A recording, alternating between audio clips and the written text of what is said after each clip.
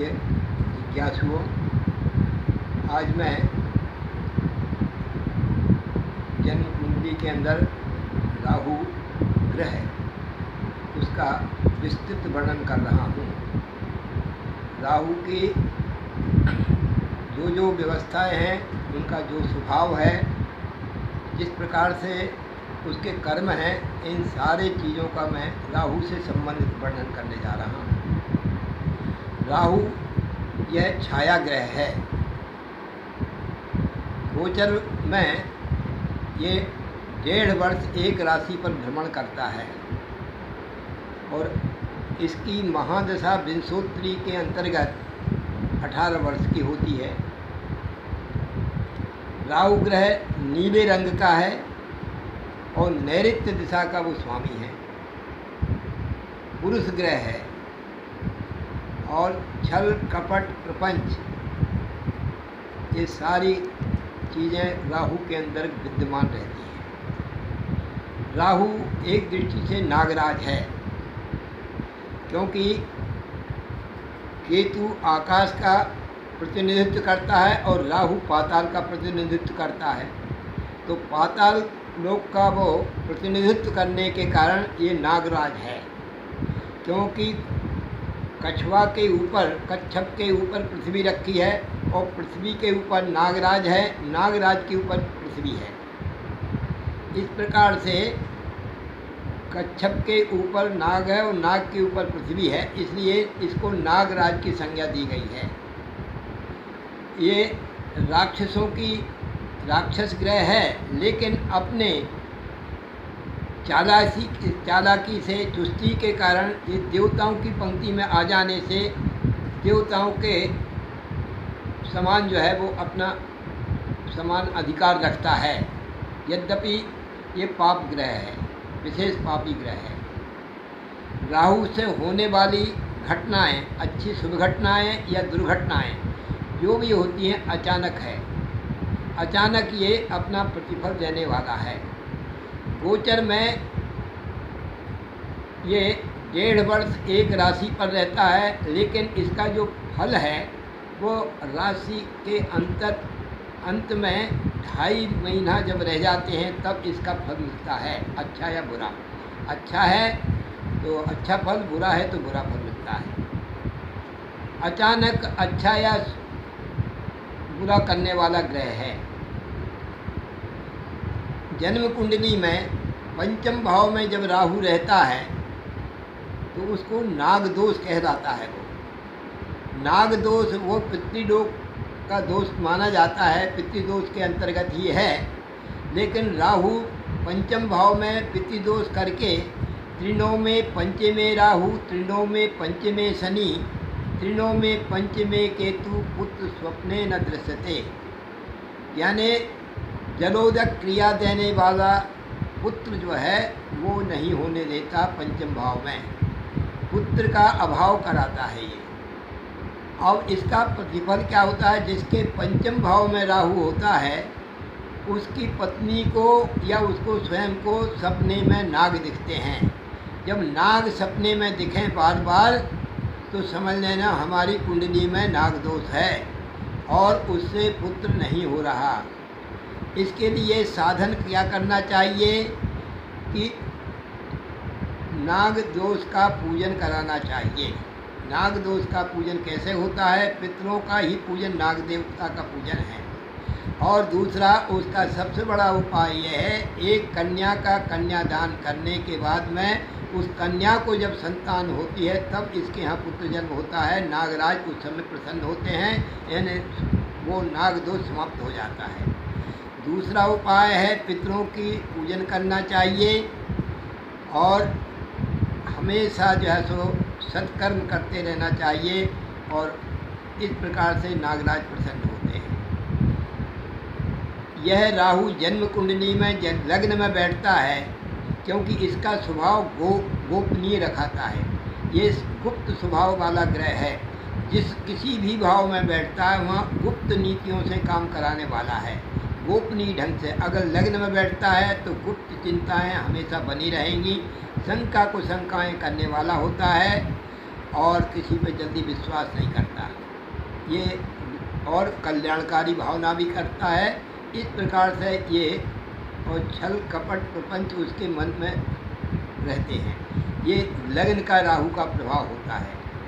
द्वितीय भाव में जब राहु होता है जन्म कुंडली में, तो गुप्त धन उसके पास अवश्य रहता है। अपने परिवार से या सबसे छिपा करके गुप्त अपना व्यक्तिगत जो है सो धन संग्रह करता है और गुप्त नीतियों के द्वारा ही कमाता है। कुटुंबियों से भी मधुर संबंध रहेंगे, गुप्त रूप से रहेंगे, बाहर से प्रकट नहीं दिखेंगे।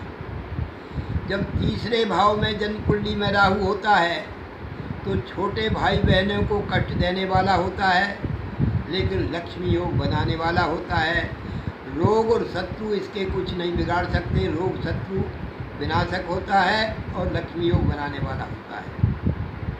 चौथे भाव में जब राहु होता है जन्म कुंडली के, तो उसके घर में उसके मकान के आजू बाजू सांप निश्चित रहते हैं। नागराज का निवास हमेशा रहता है। क्यों?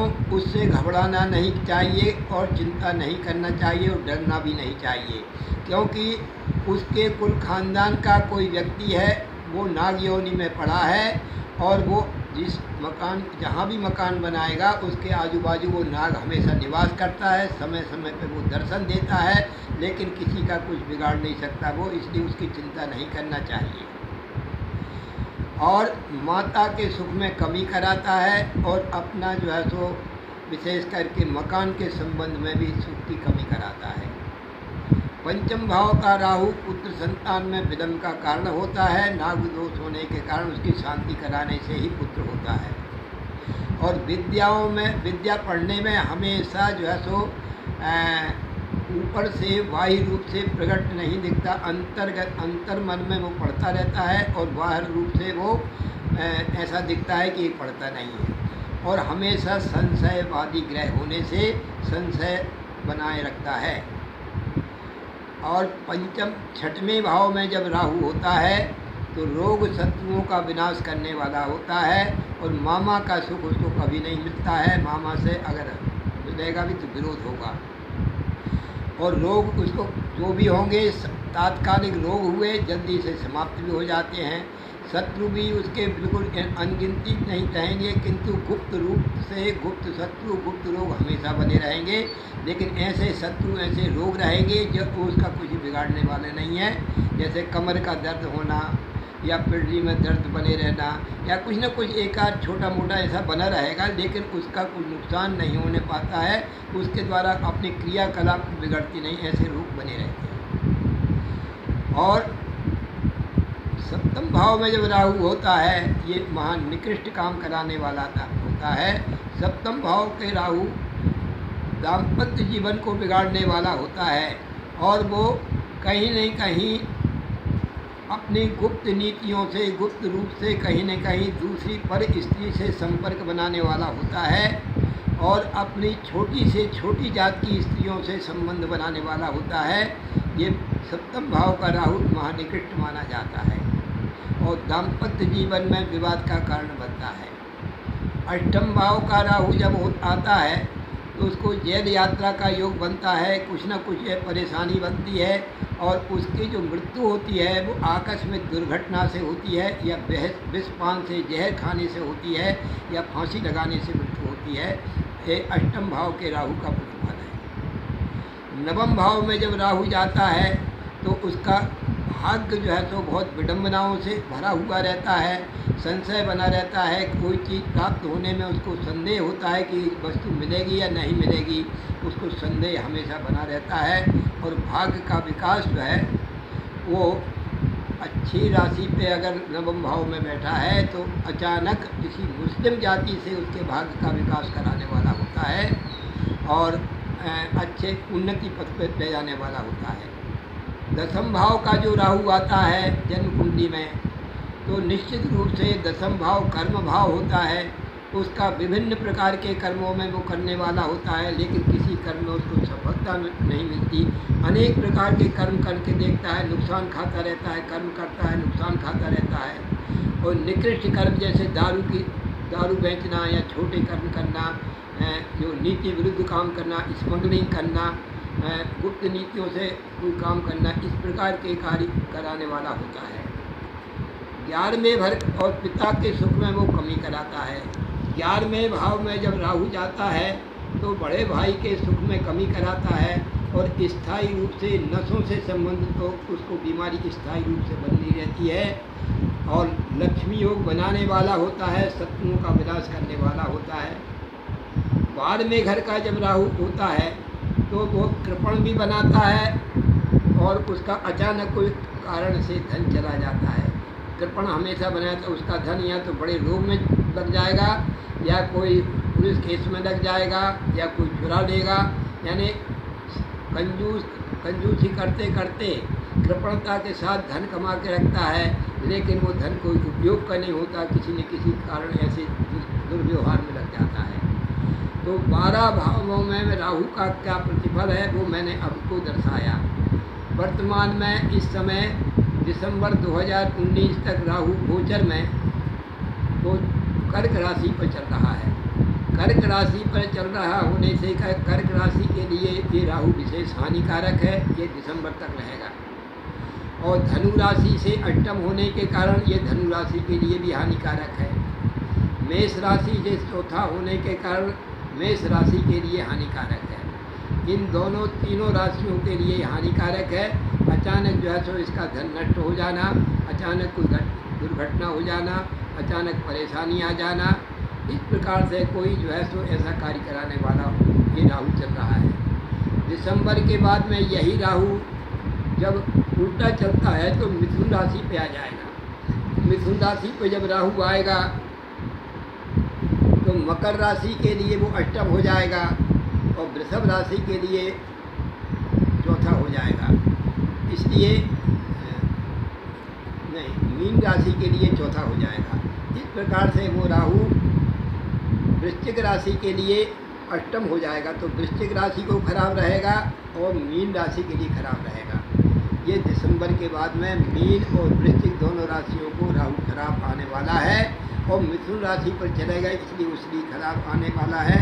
मेष राशि से 12वां होगा, उसके लिए भी ठीक नहीं है, अपव्यय कराने वाला होगा। इस प्रकार से 3 राशियों के लिए विशेष हानिकारक है।